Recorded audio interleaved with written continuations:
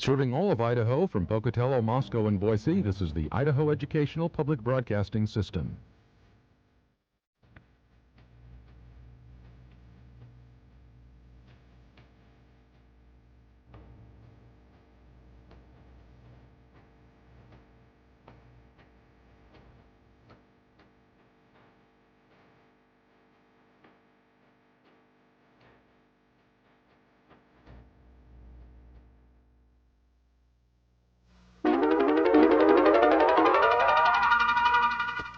The funding for this program is provided by the Corporation for Public Broadcasting and the Friends of 4, 10, and 12. We have an unusual situation in Magic Valley. This area in central Idaho has been known for years as a hotbed of Republican conservatism. And an unthinkable thing has taken place as we have, for the first time, I think, a Republican running against a Republican. The Republicans are squaring off against the Republicans in the Magic Valley. We'll take a look at those legislative races tonight. We'll also look at moderate Republican Chris Hooper's efforts in Boise to stave off a challenge from the far right of his party.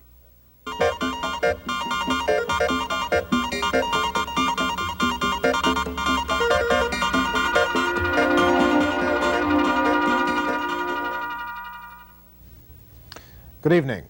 Tonight we have the first of two programs, the second tomorrow night, looking at several of the most significant legislative primary races to be decided in Idaho next Tuesday. Tonight we'll look at 4 races. In each, an incumbent Republican is facing a challenge from within the party. That in and of itself is not such an unusual situation, except perhaps in south central Idaho's Magic Valley area. There, incumbent Republicans often run election after election with no opposition at all. Not so this year. Even House Speaker Tom Stivers, a Republican from Twin Falls, has opposition in the primary. Gary Richardson has been in the Magic Valley area and reports tonight on 3 races there. And good morning, everybody. Good morning. Jim Kotnick here. It's Party Line time again. In the Magic Valley, Party Line, a KLIX call-in show hosted by Twin Falls realtor L. James Kutnick, is about the most popular hour on morning radio. Twin Falls legislator Noy Brackett and his challenger in the Republican primary, attorney Paul Smith, were recent guests. We have an unusual situation in Magic Valley. This area in central Idaho has been known for years as a hotbed of Republican conservatism. And an unthinkable thing has taken place as we have, for the first time, I think, a Republican running against a Republican. In fact, we've got about 10 of them. My first question I'd like to address to both of you is why do we have so many Republicans running against the incumbents, as well as for the 2 or 3 new seats we have? Is this dissatisfaction against a job that you, Noy, and your cohorts up there have been doing? The public is getting more interested as taxes get higher and times get harder, that more people want to know where their tax dollars is going, and I believe there are just more people interested in politics. Paul, why are you rocking the boat that we've had here where we've never let a Republican run against one? I felt that, that I wasn't getting the representation, or I wasn't being able to express myself, or my legislators weren't expressing my opinions as much as I wanted them to. I think I could maybe exert, analyze, work, and get something more done than what Noy has done. These 2 gentlemen are running against each other. We're getting their views this morning on Party Line. We will accept calls, and I believe we have one here. Here, let's find out. Good morning, Party Line.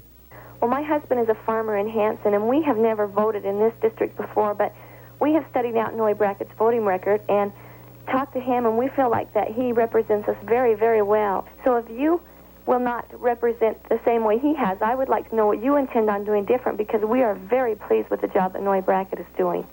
Well, number one, I think that I can do a better job, or I wouldn't be putting myself in the position. Let's talk about education. Noy didn't want to raise our taxes. I don't want to raise our taxes, but I thought we needed changes in education, and we needed some incentives for those changes. I thought we should have the improvement program, career ladder and what, in a 3-year program instead of a 2-year, because it would have been easier for the taxpayer. And I worked quite a few men in my life, and I've found that a bonus is gets much more returns for a dollar spent than just more wages. So I wanted to go for a 3-year program instead of a 2-year on that improvement in education. I just felt like we needed the reform package desperately in Idaho on education. I think our scores were going down on the kids. I think that the teachers needed to have some incentives, that the teachers' salaries had gotten out of hands over the years and had gotten down below the norm and below the average to the point where if we didn't do something now and not next year or the year after, we were just not going to treat our children correctly. And it's an unfortunate thing that he got put in the position where he had to vote against education, and I get to come here and say I'm in favor of education. But I think I would have voted differently on that issue. Important things here in the agricultural area is the Swan Falls issue. And it's narrowed itself down to whether or not it's going to be the power company runs the river or whether it's going to be the people. Now, I may have oversimplified that, but where do you people stand now on this issue? I felt there was no question until it got in court, and I believe in December 1982, the judge ruled that the water for power production came first and water for irrigation came second, and that put the Idaho Power where they had to defend that right. I would have voted for subordination, but I think we're going to have to re-examine this whole picture of Swan Falls Dam, and it's not a simple issue. It's not a yes and no. First, number one, should Idaho Power Control have the right to say, hey, we need this water for hydropower, or should the people of Idaho, through the Department of Water Resources or the legislature, decide whether we want it for irrigation? Well, first, very adamantly, I'm against the idea of a private company like Idaho Power having the right to tell the people of Idaho how that river is to be run. If they own it, if the Supreme Court says they own it, I wish the Supreme Court or the lower courts would get around to saying how much water they own and find out how much water that water is actually worth, and maybe we should buy it. Most candidates admit that ultimately the Swan Falls issue will be settled in court rather than in the State House. Nevertheless, subordination of Idaho Power's water right is a hot topic in the Magic Valley. But Idaho Power, believe me, has a control at this time. And until you get some new legislators, you're never going to get any kind of guidance from our legislature without coming from. May not solve the problem, but it should be some guidance. Some 70 irrigators met in Burley's high school auditorium recently. They came from as far away as Rexburg and Mountain Home to organize a political action committee, or PAC. We're all in a position over our water because of a PAC. And that PAC is called United for Idaho. And that PAC is supported by FMC, Idaho Power, Washington Water Power, Morrison-Knudsen, Simplot, Boise Cascade, plus other companies. And they don't have many votes in those companies. But when you get to thinking about it, well, how did they get all the influence that they've got? They got their influence because they have been busy supporting political candidates for about the last 15 years. And they've been involved in the election of candidates, plus they employ lobbyists that work full-time in the state legislature. So we sat by hoping that we would be well represented by the people we've elected. But what's happened, we're being represented by special interests in a lot of cases. So it's time for us to counter that move. Within a day, the new political action committee, calling itself Citizens for Idaho, had collected $10,000. It's no accident that water is an important issue in this campaign. When they put water on this land over 50 years ago, the desert bloomed and they called it the Magic Valley. From Burley in the east to Buell in the west, this is some of the richest farmland in the country. This is also some of the most Republican soil in Idaho. For that reason, the Republican primary is usually where the area's political contests are decided. 5 conservative Republican legislators from this area are being challenged in the May primary. Jerome farmer Waldo Martins has the support of the new Citizens for Idaho PAC in his bid to unseat 5-term incumbent Gordon Hollifield. Well, I thought he got on the wrong side of the Swan Falls water issue. He seems to be against subordination, and I think that's the only way to go now. I'm not saying that's the final answer, but I think that would put us back to where we could at least get our state water plan back in operation and get back to the 1982 Supreme Court decision. Of course, in the Magic Valley, the information on the Swan Falls issue I don't think is perfectly clear. I think we'll be telling different stories on Swan Falls. I look at it as two issues, present water users and future developers. And I think people will understand that I'm trying to get the irrigators out of court, and I'm also trying to avoid any more court action. I'm trying to avoid this situation being in court over an extended period of time. There is a law passed in 1928 whereby that gives the legislature the right to regulate and limit hydropower water rights. So I think whatever the legislature would do would really have an impact. On other issues, the candidates seem to be in basic agreement. I think taxes for the present are high enough. I hope the economy will pick up so we don't have to raise the rates any in another year. And I hope that, I think that education will be well funded for the next year the way it looks, and I don't think there'll be any need for any increases. At least I hope not. We still have a lot of people out here who don't believe that we just are going to solve the education problem by pouring a lot of money in it. And let's face it, the farming community, economics in farming are not real good right now. And we don't have a lot of people who want taxes to increase unless there's a very good reason. I had Republican primary opposition 4 years ago, and it was a pretty, an active race. I came out a little bit better than I'd really anticipated that I would. My campaign strategy is to get my name out before the people. I'm running in a new area, and I need some name identification. I'll be out meeting some people from time to time. I'll be using some media advertising, newspapers and radio. That's been my campaign strategy from the very start. Appreciate if you could vote for me. I doubt it very much. You doubt it? think about it. Thank you. The Snake River is the lifeblood of this community, and issues surrounding it will be important in the primary election coming up. But education, taxes, the lottery, conservatism, and moderation in the Republican Party will be other issues that will be determined in this election. What do you make of the fact that 5 conservative Republicans are being challenged in the primary this year in this area? Well, that term, conservatism, has been used so much and misused so many times, I'm not really sure that any of us really understand that term anymore. I think probably they're being challenged for individual reasons by individuals who have their own specific reasons for doing that. Mr. Bashaw, for example, Tom Stiver's opponent, felt that that the people ought to have had a right to make the decision as to whether or not this state had a lottery. He speaks a lot about individual sovereignty.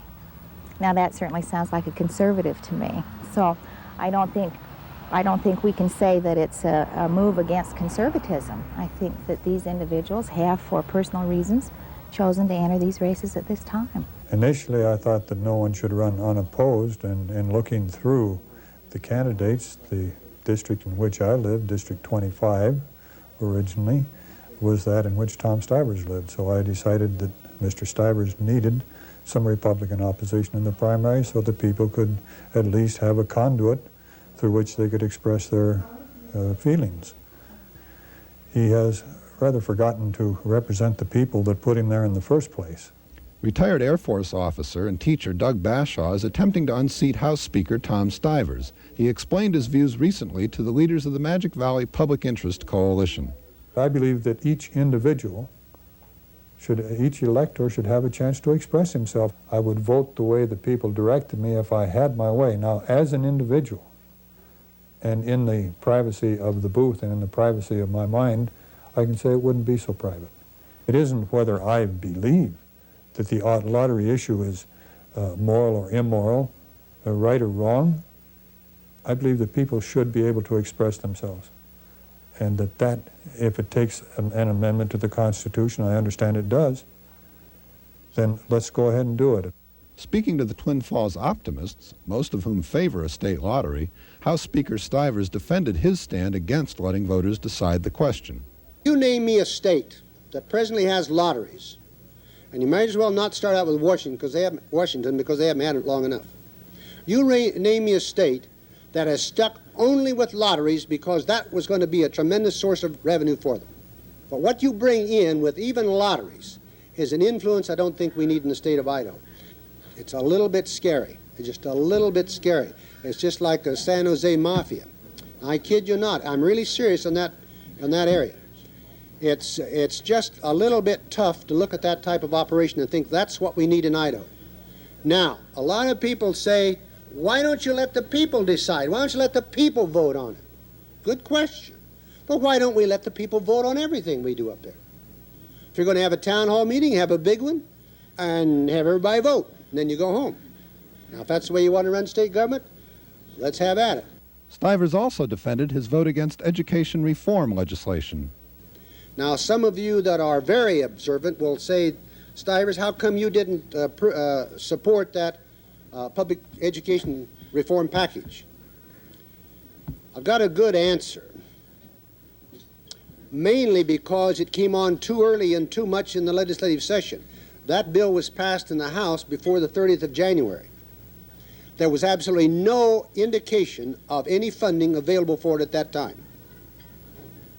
Now that'd be the same as you going downtown and buying a Lincoln Continental when you don't have any money not only in the bank but in your pocket. And that's not a very good way to run state government. Now some of you that are in business or employed, tell me how many of your businesses or how many of your salaries were increased 15.5% last year or prospectively for this coming year. The five-term legislator sees the hand of the Idaho Education Association, a group he has criticized often, in the challenge to his re-election. Anyone can file, whether a Republican or Democrat, can file on the Republican ticket. Who's running those people? Well, the IEA we know is running most of them. My opponent in the general election is a school teacher. My opponent in the primary is a school teacher. That should answer a lot of people's questions. He's simply wrong. We're interested, but we're not the mysterious hand behind the challenges to the ultra-conservative Republicans in this area. Do you see a concerted effort here on the part of more moderate Republicans to unseat the conservatives? Yes, I do. I really do. And for those Republicans who deem themselves moderate, my encouragement to them is take back your party. I think the ultra-conservative Republicans like Mr. Stivers, Mr. Hollifield, have controlled the party too long, and the true voice of the Republican majority is not being heard. My voting record corresponds identically with what the majority, number one, what the majority in the House voted anyway on most major issues. And number two, that's what I represent people here. I have for 10 years in the House and 12 years prior to that in county government. And I think I know what people's understanding is here. All you have to do is go downtown, talk to my druggist, talk to my barber, talk to my clothier, talk to my service station attendant, talk to those people. That's who I talk to. We have Tom and some other of the local politicians come in and ask what the opinion, most people want to know on different views, what we've heard. There's pros and cons both ways. I know one thing on Tom is I understand the teachers aren't really happy with him, but they knew what the pay was when they took the job. Well, I've known him so long I disagree with him in anything he said. You can't talk to a Republican, they don't understand anything. I like Tom. He was strong, whatever he said and felt, he followed through with it. That's what I like about him. He wasn't wishy-washy about it. He's reflective of the people that he talks to. Yeah, I really think he is. Now, my hairdresser doesn't tell me what his barber tells him. I hear something different. Two other Magic Valley Republicans also face primary challenges, John Brooks of Gooding and Ernest Hale of Burley. Michael Jones of Burley is challenging Hale, while Gary Robbins of Dietrich is taking on Brooks. In Ada County, another incumbent Republican, Chris Hooper, is being accused by his opponent of being too liberal for the party. Hooper, who is chairman of the House Health and Welfare Committee and holds an important seat on the Revenue and Taxation Committee, beat the same challenger, Dan Donahue, 2 years ago, but only by 207 votes. The two are disagreeing this time about almost everything and spending vast amounts of money to get the message out. One can hardly turn on the radio in Ada County without joining the debate. How can we get state government to operate in a more businesslike manner? One way is to re-elect Chris Hooper, your District 16 representative. This is Republican for District 16 Representative Dan Donahue. In the next few weeks, I'll be sharing with you the liberal vote record of my opponent, Chris Hooper. Hi. Hello. I'm Chris Hooper. I'm running for re-election as state representative. Okay. Appreciate you looking at it. The candidate stuck with the liberal label is three-term Republican Chris Hooper, a leader of the moderate GOP House faction that engineered earlier this year the legislative passage of a 4-cent sales tax. My name is Dan Donahue. Nice meeting you. How are you? And if Hooper is the liberal in this race, then he calls his opponent, Dan Donahue, a member of the far right of the Republican Party. The two are waging what amounts to a not-so-instant replay of their 1982 primary race. And by legislative standards in Idaho, the cost is, well, staggering. We're going to blow 15,000. Really? Yeah. That's a lot of money. It's a lot of money for a primary, but I think it's worth it. I know that we're going to be very close to that in direct dollar contributions and in-kind contributions. It's a tough race. Donahue's management of his own finances has become an issue. He declared bankruptcy last summer. The last 3-4 years have been probably the worst recession we've had since the Great Depression. I believe I'm in the same boat with, I think it's somewhere around 6,000 other Idahoans.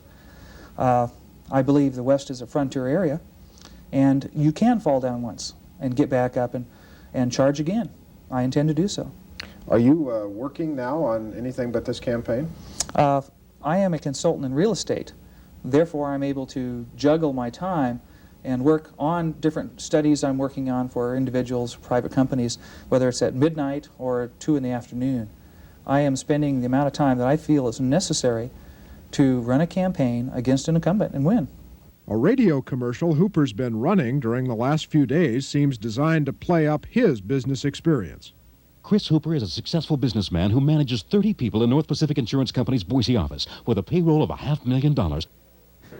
If a representative does not want the public to know about his votes, then he is either ashamed or is he as liberal as his votes show. On the issues, the two Republicans couldn't disagree more.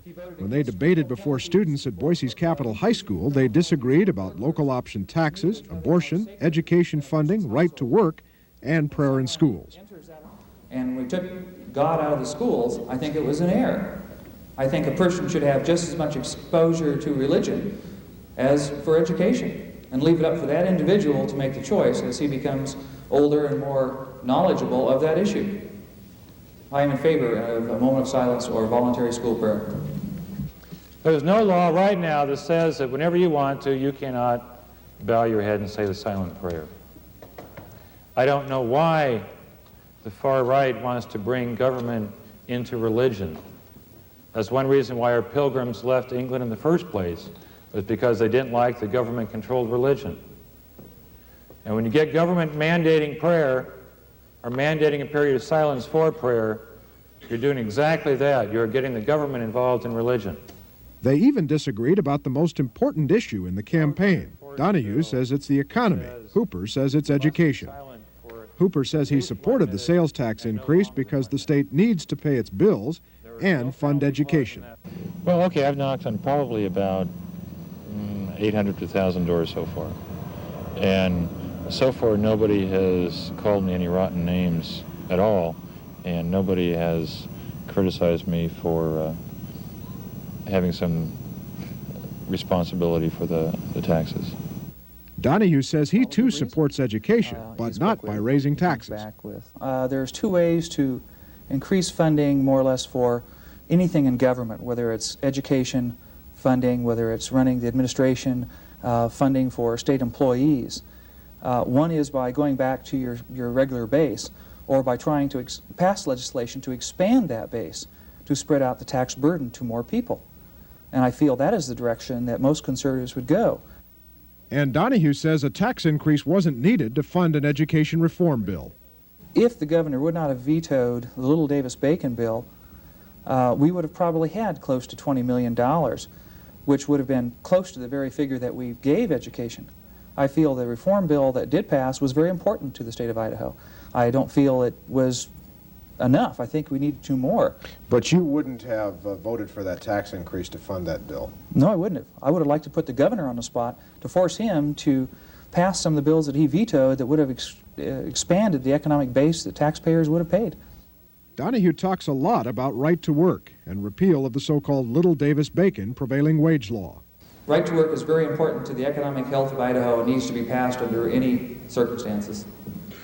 Unfortunately, with some people, it's such an emotional issue that they were willing to lose the governorship 2 years ago to this issue. If we have a decent right to work bill, and if we have a Republican governor, or 2/3 in the Senate and 2/3 in the House, then I doubt that I would find any reason to vote against it. Right to Work has been a donator of my campaign this time, just like they have last time. And as I get my statement into the Secretary of State, you'll have the number. I'm not even sure what that is yet. Significant amount of money? It's a little more than it was last time, but we are getting mostly private donations. I don't know. A tenth of what you're spending? Half of what you're spending? Oh, I believe it's probably more than a tenth and definitely less than half. The differences between these candidates extend even to campaign styles. Donahue spent one recent afternoon talking to nursing home residents, but has relied most heavily on radio advertising and will run some expensive television commercials in the last days of the campaign. It's a tough race. Chris has always been a hard worker campaigner anyway. That's part of the problem I have with him. I wish he was on our side, fighting for the conservative goals that I feel are important to the district, which is by and large conservative. Hooper is running radio and newspaper ads as well, but it's shoe leather, or perhaps more correctly, sneaker rubber, that he's counting on for re-election. On this evening, his 15-year-old daughter handed out leaflets on one side of the street while the candidate was working the other side. Well, I think it's fair. I beat a Republican incumbent in a primary in 1978 when I first won. Thank you. So I think running against an incumbent is certainly fair within the party. Is it fair, though, that you're being labeled almost as being not a Republican? Well, when I was running against the Republican incumbent, my tactic was to say what I could do better, and I don't think I ever mentioned him. I just tried to sell my philosophy, and with enough effort, I finally sold my philosophy. And I think that would be a healthier way to do it, but we each have our own style, I guess. As of late this afternoon, Donahue had not filed his campaign finance disclosure report. By state law, that report was due yesterday, so it's impossible to check on the level of contributions to his campaign, including his support from pro-right-to-work groups, which have spent heavily on his campaign in the past. We tried to contact him by telephone this afternoon. We were unsuccessful. Hooper's report is on file with the Secretary of State. It shows several $100 contributions from doctors and a $1,000 contribution from the Idaho Medical Political Action Committee. The report also indicates Hooper is spending $6,000 of his own money in the primary race. That's our report for tonight. We'll be back tomorrow with a look at 3 other legislative contests in Ada County, Kootenai County, and in the Salmon area. We'll see you then. I'm Mark Johnson. Good night.